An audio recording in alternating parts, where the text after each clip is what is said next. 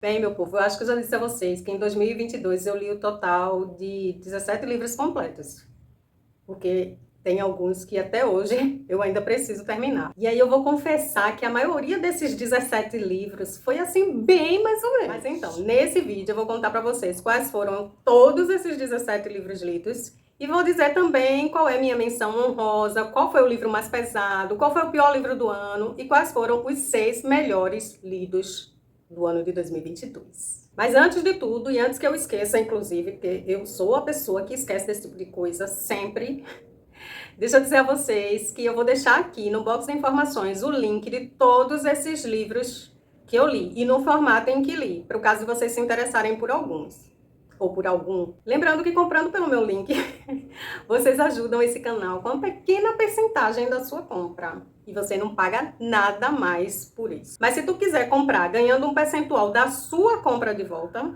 você ganhando um percentual da sua própria compra, eu vou deixar o link da Melius aqui embaixo. Você pode se cadastrar por meio desse link, comprar na Amazon e em outras lojas online também por meio dele. E aí você tem um cashback aí, né? Que é o dinheiro de volta. Um vídeo em que explico melhor esse lance de dinheiro de volta, de cashback da Melius aqui nos cards, pra tu ver. Então, mas bora embora, senão esse vídeo vai ficar bem mais longo do que eu gostaria que ele ficasse. Eu vou começar enumerando para vocês os livros que li por ordem de leitura, tá? Eu comecei janeiro lendo O Homem Duplicado de Saramago, aí depois eu fui para O Apanhador no Campo de Centeio de Salinger, aí em seguida eu li Os Axiomas de Zurich de Max Gunther, li Arrepios na Pele de Nana Pauvoli e A Sugar Baby também de Nana Pauvoli. Em fevereiro eu li 2 livros, que foi Lola and the Boy Next Door, eu li em inglês mesmo, porque eu estava tentando, né, treinar meu inglês, e li Captive, Amor Doentio de Silmar Isidoro. Em março, eu só li O Presidente Negro, de Monteiro Lobato. Em abril, eu também só li um livro, que foi O Senhor das Moscas, de William Golden. Em março, eu li 2 livros bem pequenos, mas foram 2, que foi Paixão, de Nana Pauvoli, e A Morte em Veneza, de Thomas Mann. Em junho e julho, eu não terminei livro algum, apesar de que tenho certeza de que estava lendo alguma coisa, que às vezes, principalmente nesses últimos tempos, eu tenho passado muito tempo, muitos meses, lendo um livro só. E às vezes nem é, e quase sempre, aliás, nem é calhamaço. É um livrinho de 300, 200 páginas. Tem sido assim a minha vida de leitura. Em agosto eu li Persuasão, de Robert Cialdini. Eu acho que é assim, eu não tenho certeza se é assim que pronuncia o nome dele não, mas vamos imaginar que seja dessa forma, né? Em setembro eu também não terminei nenhuma leitura. Em outubro eu li Harry Potter e o Cálice de Fogo, de J.K. Rowling. E aí Harry Potter eu tento ler pelo menos um por ano. Porque aí eu não termino logo a série muito rapidamente e eu não me canso muito. Porque às vezes dá uma cansada, né? Você lê uma saga inteira assim, pelo menos em mim dá. Em novembro eu li 3 livros, que foi O Padre, de Mila Vander, minha conterrânea, Memórias Póstumas de Brás Cubas, de Machado de Assis, e Gente Pobre, de Dostoiévski. E finalmente em dezembro eu li O Capote, de Nikolai Gogol. Aí vamos começar esse expo de livros pela leitura mais pesada do ano, né? Que pra mim foi Captive, Amor Doentio, de Silmar Isidoro. O que eu posso dizer a vocês é que esse é um livro dark, pesadão, e que apesar do subtítulo dele, ele não tem nada de amor não, viu? É só doença mesmo. O carinha protagonista do livro é bem sombrio, isso pra dizer o mínimo. Mas já que é um exposed, vamos expor esse cara, né? Na verdade, ele é um serial sanguinário. É sangue mesmo, o que rola em cada página desse livro. Se você espremer, você é capaz de ver o sangue escorrendo. É complicado, minha gente. Às vezes eu precisei dar uma parada para dar uma respirada e continuar. Lembrando que é um livro dark, né? Então, é isso. Eu tenho uma amiga chamada Erla e a gente troca muita figurinha enquanto tá lendo algum livro, né? Principalmente quando o livro é assim, mais adulto, se é que vocês me entendem. Beijo pra tu, Erlita. E aí, enquanto li esse livro, eu dizia a ela, cara, eu preciso de um tempo. Cara, é um livro muito forte. Coitada.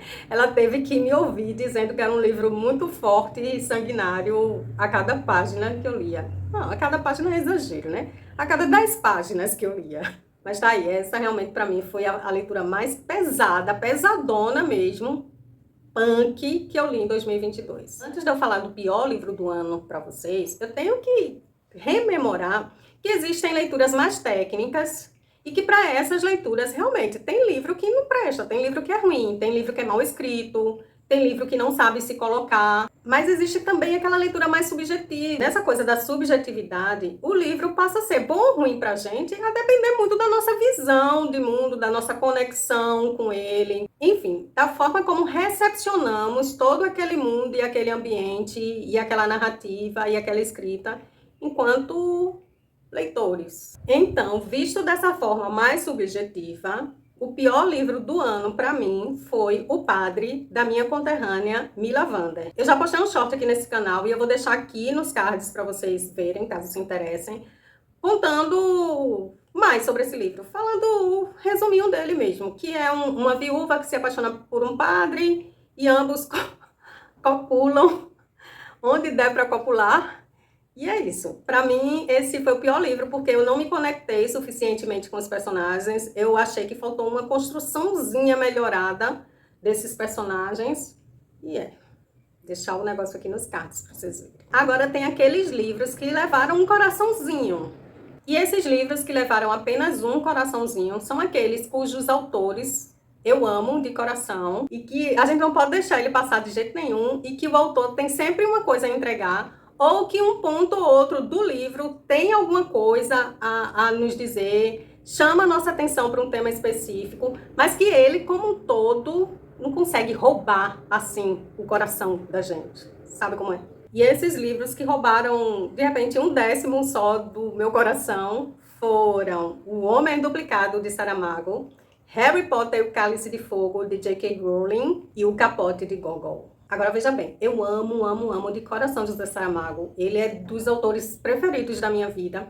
E eu busco sempre ler pelo menos um livro dele por ano. Porque eu fico encantada com aquela majestade. E eu acho, inclusive, que preciso reler esse O Homem Duplicado. Porque eu preciso entender melhor a ideia de duplo de Saramago. Esse negócio do duplo conta muito sobre nós mesmos e conta como pode ser perigoso a gente mergulhar estabanadamente no mundo estranhamente familiar, para usar o conceito do inquietante de Freud. E esse mundo estranhamente familiar pode ser inclusive o interior, o mergulho em nós mesmos. É complicado o negócio. Então, nesse O Homem Duplicado, um professor vê em um filme o duplo dele, que é aquela pessoa parecidíssima com ele, né? Só que, enfim, o cara tinha outra profissão, o cara era ator, ele era professor, o cara tinha uma vida, ele tinha outra, o cara era casado, ele era solteiro. Mas o fato do cara ser muito parecido com ele inquietou ele de uma forma e trouxe uma ideia fixa pra sua cabecinha lá, de que ele precisava a todo custo conhecer esse cara e entrar na vida desse cara de alguma forma. E isso deu certo? Vou deixar vocês lerem o livro para vocês me dizerem depois. Mas então, eu preciso reler esse livro, relendo também o livro Inquietante de Freud, para cruzar essas duas coisas, né? Essas duas leituras, essas duas informações, e arrancar todo o ouro que eu não consegui arrancar nessa primeira leitura do Homem Duplicado, de Saramago. Aí, com relação ao Cálice de Fogo de J.K. Rowling, eu posso dizer que eu gosto de Harry Potter. Não é a saga da minha vida, mas eu gosto de me divertir lendo o livro, eu acho tudo muito fofinho. E eu achei interessante a forma como J.K. Rowling abordou o tema servidão nesse livro. Por isso ele levou também 1/10 do meu coração. Eu também fiz um short sobre Harry Potter e eu vou deixar aqui em cima para vocês verem.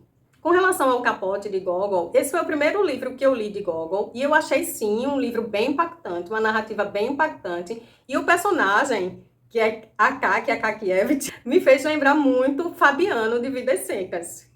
E Vidas Secas foi o livro do meu ano, em um ano aí que eu não lembro qual foi, mas foi o melhor livro lido nesse tal ano.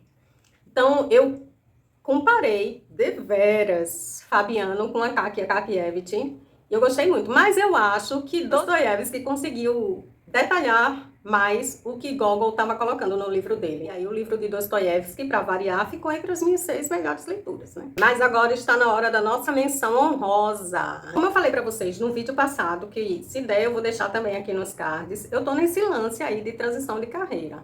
E aí eu tô precisando dar uma economizada neste momento, para, quem sabe, conseguir mudar alguma coisa na minha vida no momento seguinte. Então, eu tô precisando economizar, tô precisando investir algum dinheiro, né? Para não deixar dinheiro parado e tal. Então, estou pesquisando sim sobre investimento. Eu vejo vários vídeos sobre isso aqui no YouTube, eu estou procurando ler sobre isso. E foi dessa forma que Axiomas de Zurich caiu na minha mão. Nesse livro, o autor enumera alguns princípios que ele chama de axiomas, que alguns banqueiros usaram para diminuir os riscos e aumentar os lucros nos investimentos. Eu sei que esse negócio de investimento é uma treta. Isso eu aconselho que se você também tiver nessa vibe de investir e você se interessar por esse livro, você vá com pouca sede ao pote. Ele dá conselhos aqui para tubarões, gente que já é super acostumada a investir no mercado de ações, esse tipo de coisa, o que não é o meu caso, por exemplo. Eu sou a pessoa que os analistas consideram como conservadora no mundo das finanças. O conservador do mundo das finanças é aquele que busca opções de investimento rentáveis, mas de baixo risco, como o Tesouro Direto e CDB, LCI, LCA, esse tipo de coisa. Mas enfim, esse livro me trouxe boas dicas, uma das quais, aliás, eu implementei assim que terminei de lê-lo, mas muita coisa eu precisei também descartar, porque ele é muito hard para uma pobre investidora como eu. Aí a gente vai para as 6 top leituras de 2022. Aí eu vou dizer para vocês qual foi o livro que ficou em 6º lugar. E do 5º para baixo, meu amigo, eu não soube preferenciar. Tô jogando tudo no pacote e não quero nem saber. Aí a minha 6ª melhor leitura foi Persuasão, de Robert Cialdini. E esse livro é uma não ficção muito interessante para quem quer entender como nossa mente é frágil a ponto de nos fazer confessar um crime que a gente não cometeu, se somos muito pressionados para isso. E ele nos conta também, tintim por tintim, sobre como o mercado nos persuade a comprar uma coisa ou a querer uma coisa antes mesmo de emitir qualquer palavra, sabe? Só por imagens, só por cores. Fico pensando se a gente tem de fato quereres próprios nessa vida. Mas esse livro é muito bom para quem quiser se ambientar melhor no mundo do marketing. Mas vamos lá, que a minha bateria aí do meu celular já está descarregando, coitado. Em 5º lugar, a gente fica... Em 5º lugar, que pode não ser o 5º, né? Vocês sabem. Mas fica O Presidente Negro, de Monteiro Lobato. E falar sobre um livro de Monteiro Lobato é bem complicado, né? Mas esse livro ficou num dos primeiros lugares porque ele deu, sim, uma perturbada aqui em mim, no meu ser. E eu acho que essa é a função da literatura, afinal de contas, né? Nos perturbar de alguma forma. Bem, esse é o único romance adulto de Monteiro Lobato. Ele é uma distopia, sabe? Uma ficção científica, um negócio desse aí. É ambientado nos Estados Unidos e trabalha temas como feminismo, segregação racial, aculturação. E ainda dá uma profetizada aí no lance da internet, considerando que essa é uma obra de 1926 e a internet foi criada em 1969. Caso é que já nesse romance surge uma rede pela qual as pessoas se comunicariam e trabalhariam à distância, sabe? Tipo a internet mesmo. Mas então, por meio de um aparelho chamado polviroscópio, Monteiro Lobato nos transporta para os Estados Unidos de 2228, ano em que o personagem negro, chamado Jim Roy, concorre à presidência dos Estados Unidos da América. Lembrando que Monteiro Lobato escreveu isso em 1926. Mas a partir daí se desenrola toda uma luta racial e o negócio é pesado mesmo. Quando eu fiz especialização em língua portuguesa e literatura, eu precisei escrever um artigo sobre Monteiro Lobato. Esse era um artigo em que a gente precisava abordar esse lance de Monteiro Lobato e a questão racial. Aí aqui embaixo eu vou deixar esse link, porque eu publiquei esse artigo lá no Articulei. E nesse texto eu estou, inclusive, analisando o conto Negrinha, que é o conto que os defensores de Lobato usam para afastar qualquer hipótese do autor ter sido racista. Isso no caso de Negrinha, porque no Presidente Negro a gente encontra uma narrativa bem problemática, controversa e curiosa. Isso porque, e aí eu vou falar da obra, não do autor especificamente,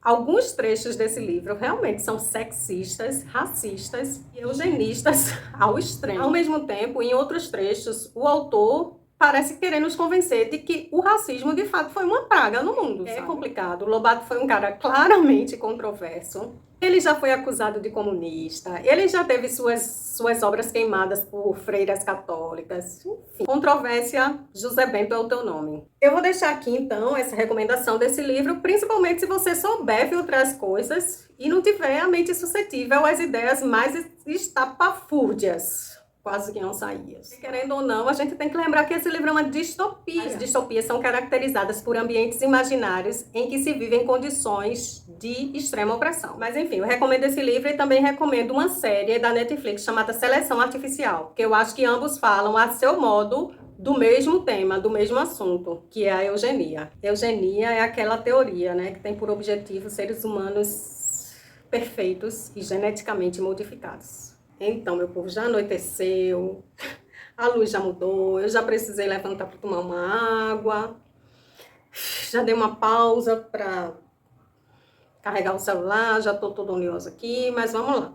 A quarta colocação neste meu ranking de melhores leituras do ano é de Gente Pobre, de Dostoiévski. Esse é o primeiro livro publicado por Dostoiévski e foi lançado pela primeira vez em 1846. Aqui, Dostoiévski nos mostra como pode ser miserável a vida do pobre na cidade grande, ou em qualquer lugar que seja. E como muitas dessas pessoas precisam se agarrar a uma tábua de salvação, qualquer que seja ela, para amenizar a miserabilidade de sua vida. Esse é um romance epistolar, que é aquela técnica usada para contar uma história, principalmente por meio de cartas. Então, nessa história, as cartas são trocadas por Makar e Varvara. Eu não vou usar pronunciar seus sobrenomes. E é por meio dessa troca de correspondência que ficamos sabendo dos detalhes penosos da vida desses dois. Agora, gente, sabe aquele tipo de livro que você sente mais do que tudo nessa vida? Lendo esse livro, eu pude ver mesmo, assim, que a miserabilidade da vida transcende qualquer noção de tempo e espaço. Em Gente Pobre, Dostoiévski faz um recorte da Rússia do início do século XIX, mas parece mais estar se referindo ao Brasil de 2023. Cara, vale muito a pena ler esse livro. Mas em terceiro lugar, nós temos Memórias Póstumas de Brás Cubas, do meu amado Machado de Assis. Esse livro foi publicado pela primeira vez em 1881 e foi, assim, o marco do realismo na literatura brasileira. O realismo foi aquele movimento literário que surgiu na França, também em meados do século XIX,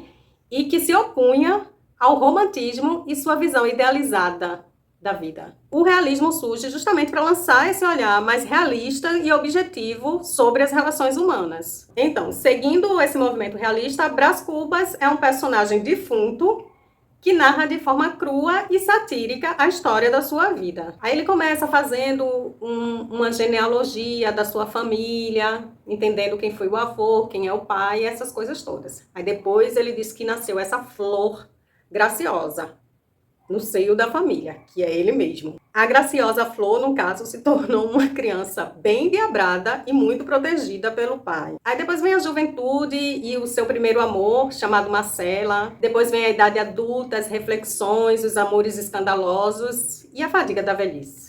E ele é representante da elite carioca do século XIX e toda a história tem esse pano de fundo. Acontece que parece que a trajetória existencial de Brás Cubas está muito mais entrelaçada com a história do Brasil do que a gente consegue entrever na superficialidade. Por exemplo, ele nasce em 1805 e a família real desembarca em terras tupiniquins em 1808. A infância do personagem foi marcada pela queda de Napoleão Bonaparte em 1814. Sua primeira paixão se dá em 1822, que é o ano da independência do Brasil. Por imposição do pai, ele foi estudar no exterior e volta só 10 anos depois, no período regencial. E assim segue, trajetória e história, até que Brás Cubas morre em 1869. 1869.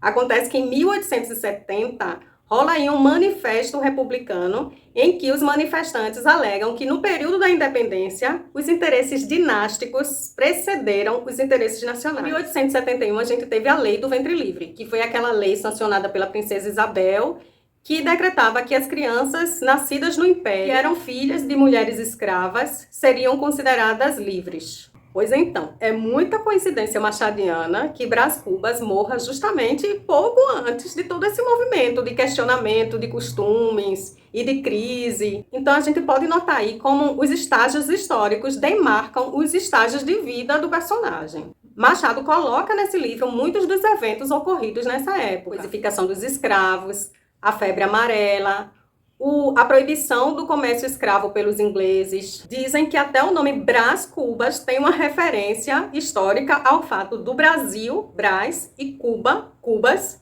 terem sido os últimos países da América a abolir a escravidão. E dizem que até a saída de Brás Cubas do Brasil para o exterior, que foi imposta pelo pai dele, tem um paralelo com a dissolução da Assembleia Constituinte, que foi dissolvida aí no golpe de Dom Pedro e dos militares.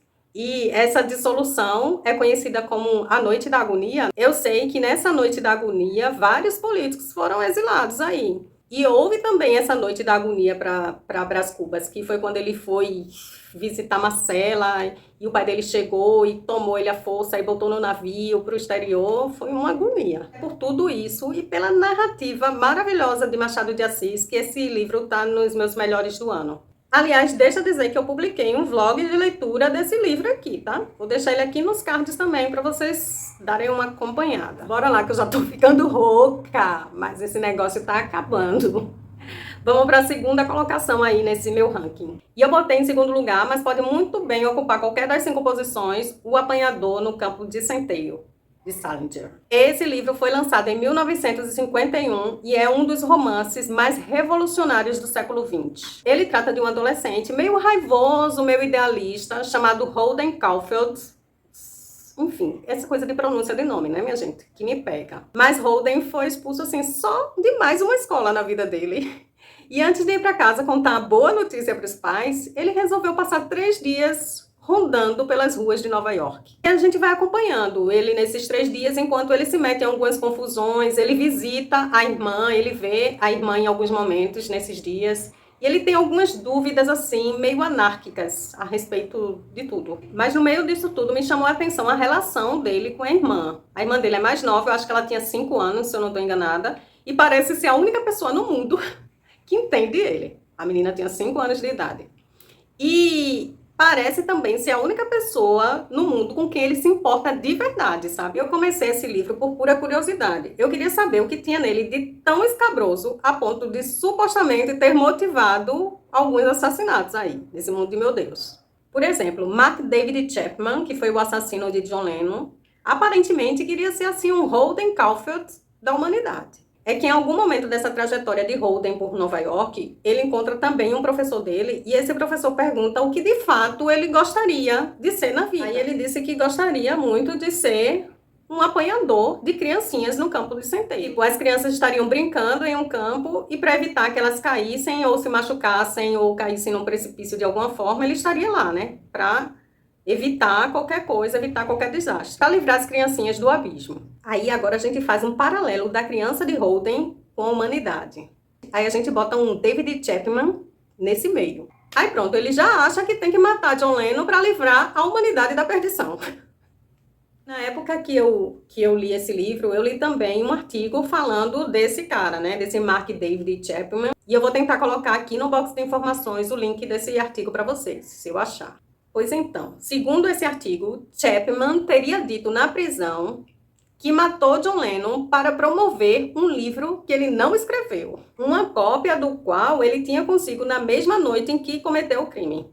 E adivinha só que livro era esse? Exatamente.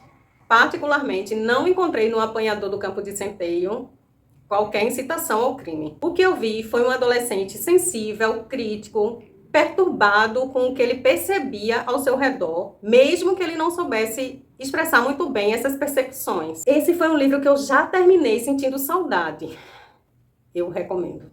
Aí, em primeiro lugar, mas não necessariamente nesta posição, nós temos O Senhor das Moscas, de William Golding. Esse livro foi publicado em 1954 e, como um bom livro essencial da literatura mundial, ele foi adaptado 2 vezes para o cinema e traduzido para 35 línguas. Segundo as más línguas, ele já foi visto como uma parábola, como uma alegoria, como um tratado político e como a própria visão do Apocalipse.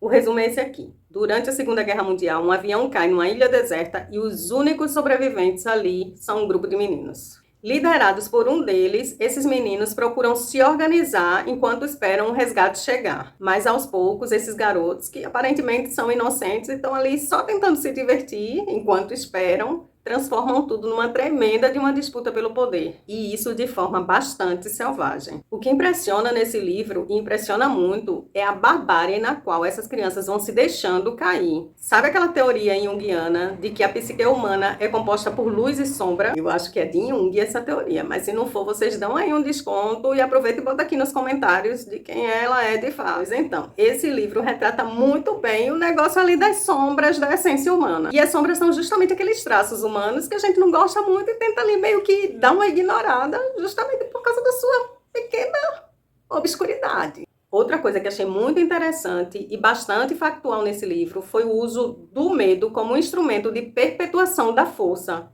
e como justificativa para desvios morais. Enfim, são tantos os temas abordados nessa obra que até hoje eu não consigo concatenar muito bem as ideias todas, sabe? Só sei que é uma leitura sensacional, elucidativa e desoladora. Eu recomendo muito e recomendo também o filme que está disponível aqui no YouTube. Pelo menos quando eu vi, ele estava por aqui, não sei se está mais. Mas a gente sempre tem que lembrar, né, que há uma diferença grande entre filme e livro, porque o filme, até por sua condição audiovisual, não vai retratar todos os detalhes que estão ali escritos e colocados no livro. É isso, minha gente. Essa é a minha retrospectiva literária de 2022. Eu considero que, principalmente, esses últimos livros que postei aqui foram, assim, uma explosão de mente para mim. Eu gostei desses lidos, gostei do ano. Algumas leituras, como eu disse, foram bem mais ou menos, mas está valendo, não é isso? Eu espero que 2023 seja um ano literário bem melhor. Se tu gostou desse vídeo, dá aquele ok para fortalecer a nossa amizade. Compartilha aí com quem tu sabe que gosta de livros, que gosta de literatura, que gosta de diversificar suas leituras. Se inscreve neste canal. Obrigada sempre pela tua companhia. Feliz ano novo para todos nós. E beijo para tu.